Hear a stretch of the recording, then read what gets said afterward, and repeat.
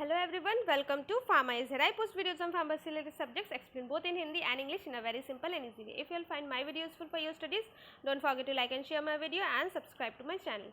So today's topic is on size separation.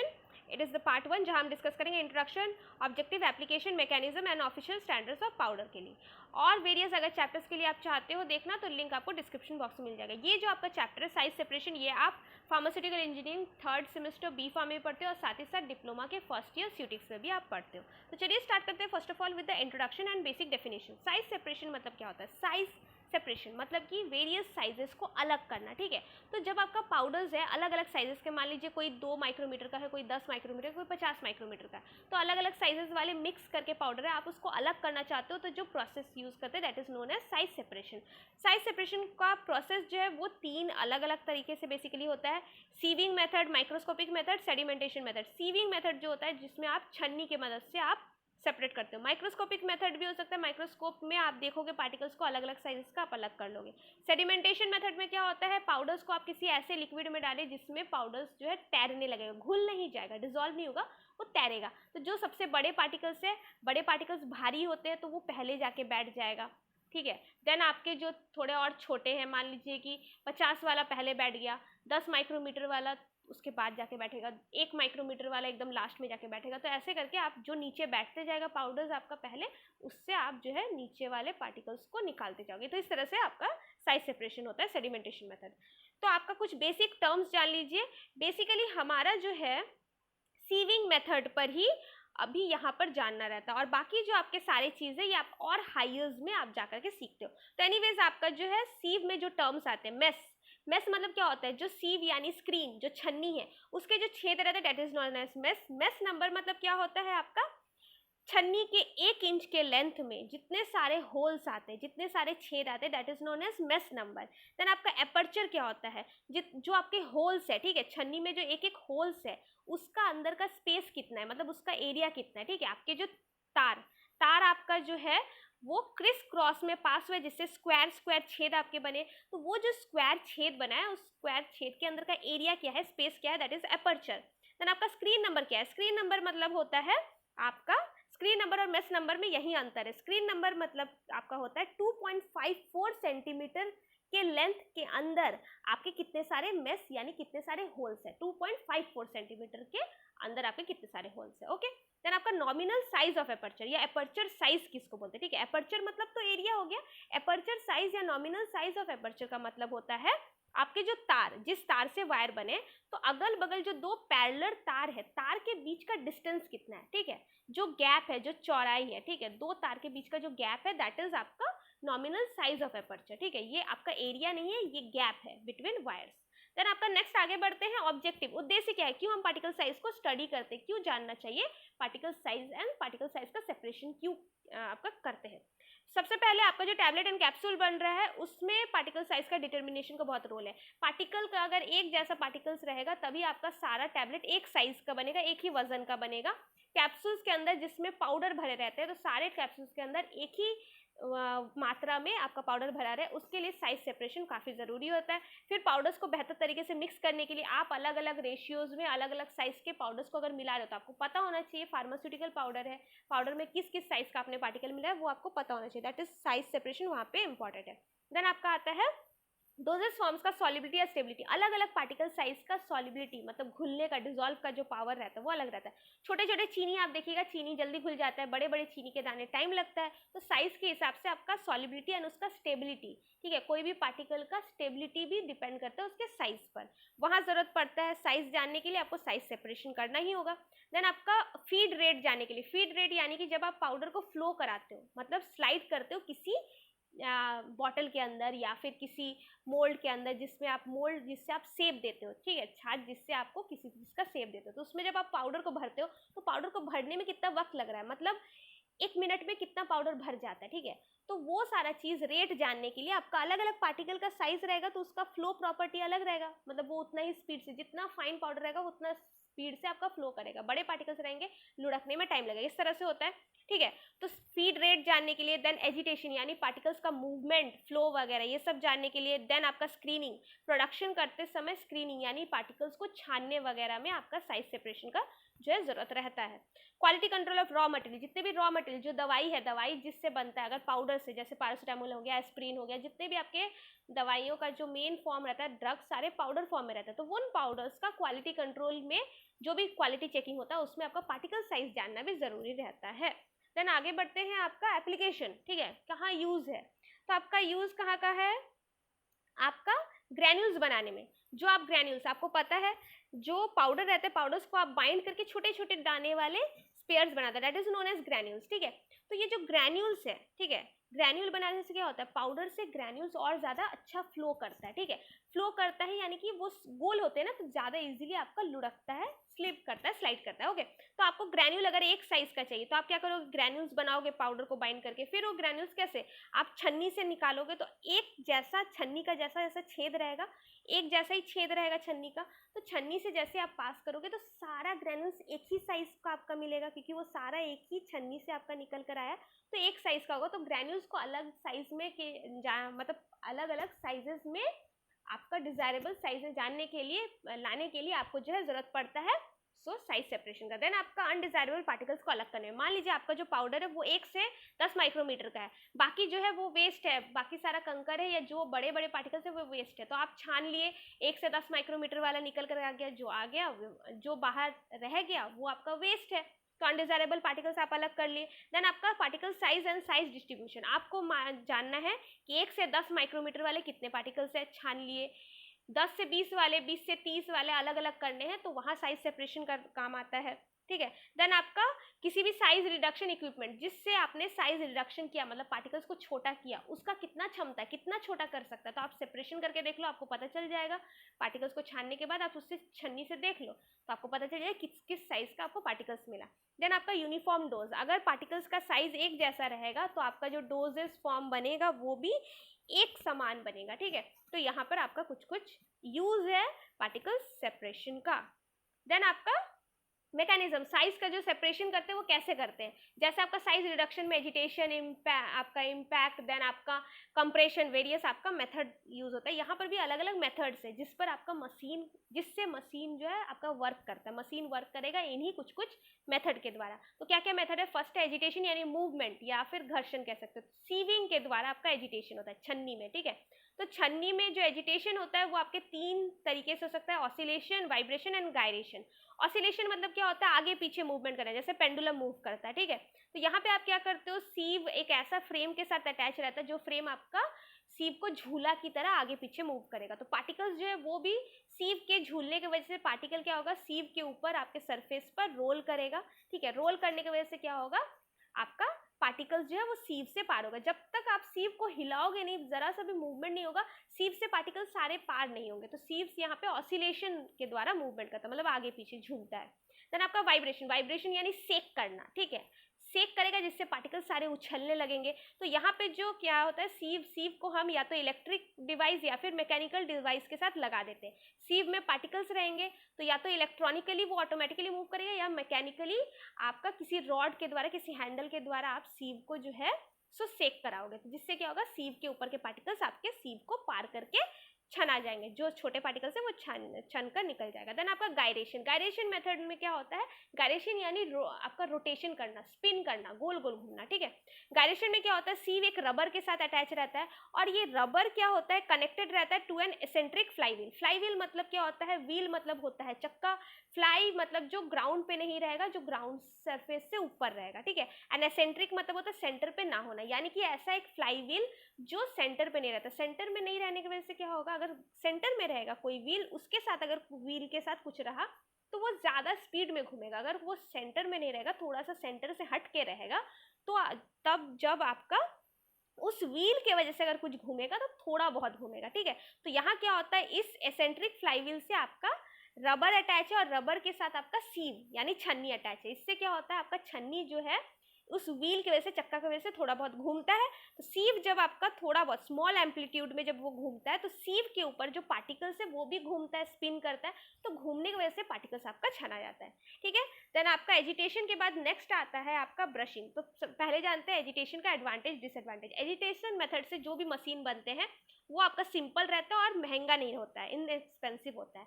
आपका disadvantage क्या है, क्लॉग हो सकता है, पार्टिकल्स अगर पूरी तरह से ड्राई नहीं रहा तो पार्टिकल्स फंस सकते हैं, क्योंकि इसमें ज़्यादा मूवमेंट नहीं कर रहा, सरफेस के ऊपर ही आपका रह रहा है सीव, तो जाम हो सकता है। देन आपका क्या हो सकता है, पार्टिकल्स आपस में जो है एजिटेट कर रहे, मतलब टकरा रहे हैं, टकराने की वजह से पार्टिकल्स के साइज टूट सकते हैं, पार्टिकल्स आपका टूट जाएगा। आपको क्या है, पार्टिकल तोड़ना तो नहीं है, साइज रिडक्शन नहीं करो, सेपरेट करो, तो सेपरेट कैसे होगा, वो अलग से फिर टूट गया। ठीक है, तो ये चीज होता है, कमी है।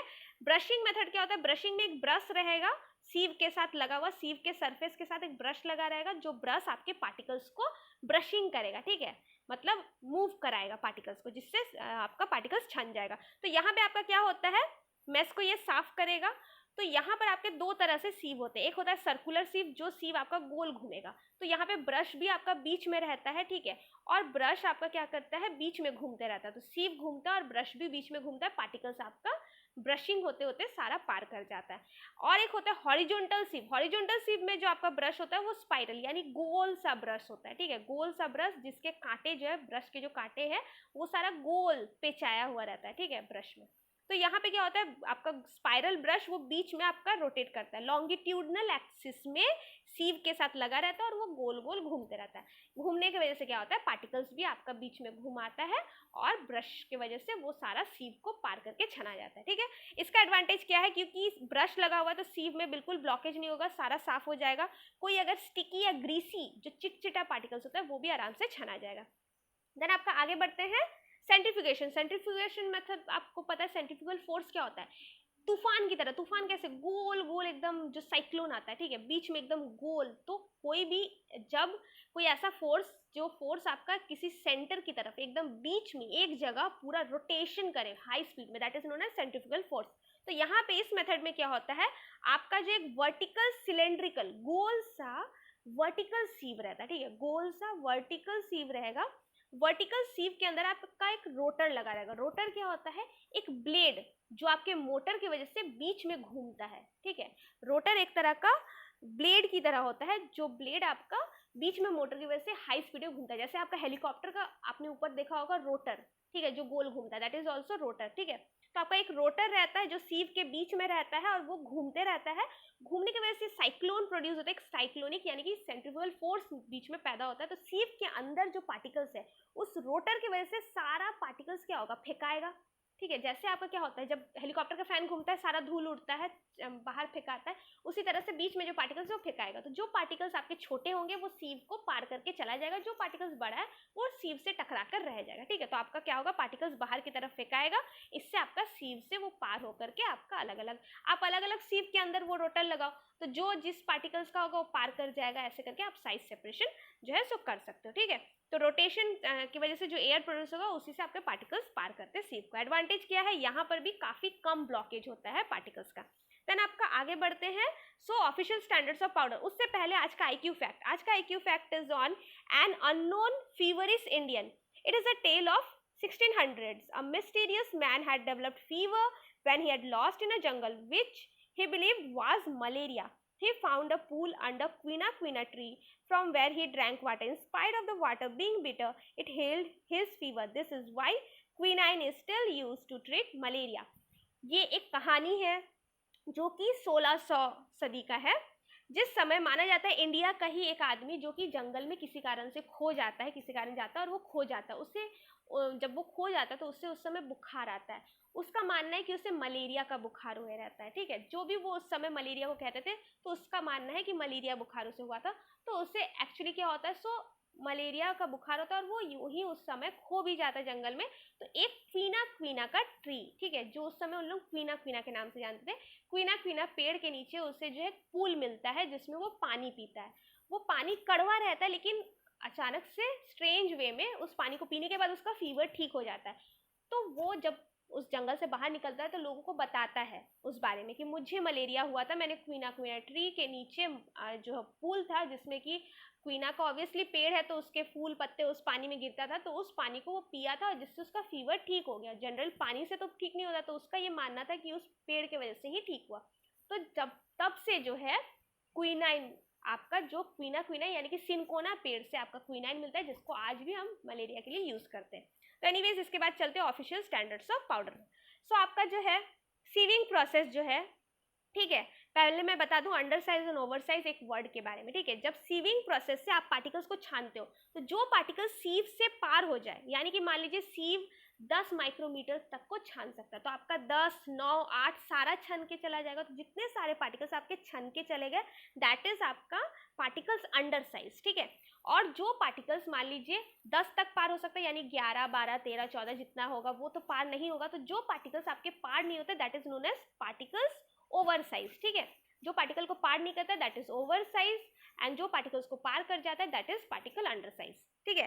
तो एनीवेज आपका आईपी के अकॉर्डिंग, आपका अलग अलग ब्रिटिश फार्माकोपिया आईपी हर किसी के अकॉर्डिंग जो है आपका अलग अलग वे से पार्टिकल्स को क्लासीफाई किया गया है। तो अकॉर्डिंग टू आईपी जो है आपको 5 तरीके से क्लासिफिकेशन किया गया पार्टिकल्स का, दैट इज कोर्स यानी दानेदार, मॉडरेटली कोर्स यानी थोड़ा दानेदार, मतलब उतना दानेदार नहीं होगा, मॉडरेटली फाइन यानी लगभग स्मूथ, फाइन यानी स्मूथ, वेरी फाइन मतलब एकदम स्मूथ, ठीक है। तो एनीवेज आपका according to IP coarse powder क्या होता है? कोर्स पाउडर वैसा पाउडर होता है जिसमें सारे पार्टिकल्स जो है सीव नंबर 10 से पार हो जाता है। सीव नंबर 10 मैं बता दूं, सीव का जितना छोटा नंबर होगा उसमें उतने ही कम छेद रहते हैं, ठीक है। छेद कम रहेंगे लेकिन बड़े साइज के छेद रहेंगे, ठीक है। तो जैसे कि सीव नंबर 10, तो इसमें जो आपके छेद रहते हैं, छेद का तो यहाँ दिया हुआ नहीं, एपर्चर साइज दिया हुआ है। एपर्चर मतलब एरिया होता है, एपर्चर साइज मतलब मैंने बताया आपको वायर्स के बीच का गैप। यहाँ वायर्स के बीच का गैप 1.7 मिलीमीटर है, मतलब बड़े बड़े ज्यादा गैप्स है, तो बड़े बड़े होल्स है लेकिन कम होल्स है। जितना कम सीव नंबर उतना ही कम होल्स और उतने ही बड़े होल्स, बड़े बड़े पार्टिकल्स पार होंगे, ठीक है। देन आपका सारे पार्टिकल्स सीव नंबर 10 और 40% पार्टिकल्स जो है सीव नंबर 44 से पास होना चाहिए। सीव नंबर 44 जिसका आपका एपर्चर साइज कितना होता है 355। आप देखो 10 सीव में आपका एपर्चर साइज जो है वो ज्यादा था, सीव नंबर 44 में एपर्चर साइज यानी कि वायर के बीच का गैप कम है, ठीक है, कम है यानी कि होल्स ज्यादा होंगे, छोटे छोटे होल्स होंगे तो ज्यादा होल्स होंगे, ठीक है। जिसमें एपर्चर साइज यानी वायर के बीच का गैप 355 माइक्रोमीटर है, ठीक है। तो इसका मतलब यहाँ पे जो आपका सीव नंबर 10 से लेकर सीव नंबर 44 के बीच में पार्टिकल्स पार होते हैं, मतलब सीव नंबर 10 से सारे पार्टिकल्स पार होने चाहिए एंड सीव नंबर 44 से कम 40% पास होने चाहिए। तो वैसे पार्टिकल्स को बोला जाता है कोर्स पाउडर, ठीक है, according to IP. Then according to IP आपका मॉडरेटली कोर्स पाउडर कौन होता है? जो पाउडर्स आपके जो है सीव नंबर 22 से पास हो जाता है, सीव नंबर 22 जिसका एपर्चर साइज होता है 710 माइक्रोमीटर और उसका 40% पाउडर का 40% आपका पास होना चाहिए सीव नंबर 60 से, जिसका एपर्चर साइज होता है 250 माइक्रोमीटर। सो इस पाउडर को बोला जाता है 22/60 पाउडर, ठीक है, जो मॉडरेटली कोर्स होता है, बिकॉज ये 22 से लेकर 60 के बीच में पास हो जाता है। देन आपका मॉडरेटली फाइन पाउडर जिसमें आपका पार्टिकल्स जो है सीव नंबर 44 से पास हो सकता है। सीव नंबर 44 का एपर्चर साइज होता है 355 माइक्रोमीटर और 40% पार्टिकल्स जो है वो पास हो जाना चाहिए सीव नंबर 85 से, जिसका एपर्चर साइज होता है 180 माइक्रोमीटर। तो इस पाउडर को बोला जाता है 44/85 बिकॉज 44 से 85 में आपका पार्टिकल सारा पार हो जाता है। फाइन पाउडर जो है इसका आपका कोई 40% वाला सिस्टम नहीं है, सारा का सारा पाउडर्स आपका सीव नंबर 85 से ही पास हो जाना चाहिए, जिसका एपर्चर साइज है 180 माइक्रोमीटर। अब आता है सबसे स्मूथ, सबसे फाइन, जो आपका जैसे ही आप सरफेस पे लगाओगे थोड़ी देर में आपका स्किन सरफेस से वो एब्जॉर्ब हो जाएगा, ठीक है। तो वेरी फाइन पाउडर्स क्या होता है? वो पाउडर्स जिसका सीव नंबर 120 से सारे पार्टिकल्स पास हो जाते हैं। देखिए सीव नंबर 120 बड़ा पार्टिकल साइज नंबर, सीव का नंबर बड़ा है, यहाँ पर आपका एपर्चर उतना ही छोटा है, मतलब छोटे छोटे छेद है, वो 125 माइक्रोमीटर। जहाँ आपका सीव नंबर 10 का जो है बड़ा था, मिलीमीटर में था एपर्चर साइज, मतलब डिस्टेंस बिटवीन वायर, यहाँ पे आपका डिस्टेंस बिटवीन वायर बहुत कम है, यानी कि छोटे छोटे होल्स है, एकदम फाइन होल्स है और बहुत सारे होल्स है, ठीक है। एनीवेज आपका जो है अब टेबल को देखते हैं जिससे आपका क्लियरिफाई हो जाएगा, एक रिवीजन हो जाएगा। कोर्स पाउडर सीव नंबर 10 से पास होता है एंड 40% सीव नंबर 44 से होता है। मॉडरेटली कोर्स में सारे पार्टिकल्स 22 सीव नंबर से पार होता है एंड इसका 40% 60 नंबर सीव से पास होता है। देन आपका मॉडरेटली फाइन सारा पार्टिकल्स सीव नंबर 44 से पास होता है, 40% पार्टिकल्स सीव नंबर 85 से पास होता है। फाइन वाले में सारे पार्टिकल्स 85 सीव नंबर से पास होता है, इसमें 40% का कोई रोल नहीं है। फाइन वेरी फाइन जो है वो आपका सीव नंबर 120 से, इसमें भी आपका 40% का कोई सीन नहीं है। तो नेक्स्ट जो हमारा आएगा वो आपका वेरियस जो पार्टिकल साइज सेपरेटर मशीन्स है उस पर हम डिस्कस करेंगे, जो कि आपका पार्ट 2 होगा। वेरियस अदर वीडियोस के लिए मेरे वीडियो के चैनल सेक्शन में आप जाकर के चेक कर सकते हो। होप कि आप लोगों को वीडियो यूजफुल लगा तो बेल आइकन प्रेस कर दे ताकि आप लोग को नोटिफिकेशन मिलते रहे। Thanks for watching and bye bye.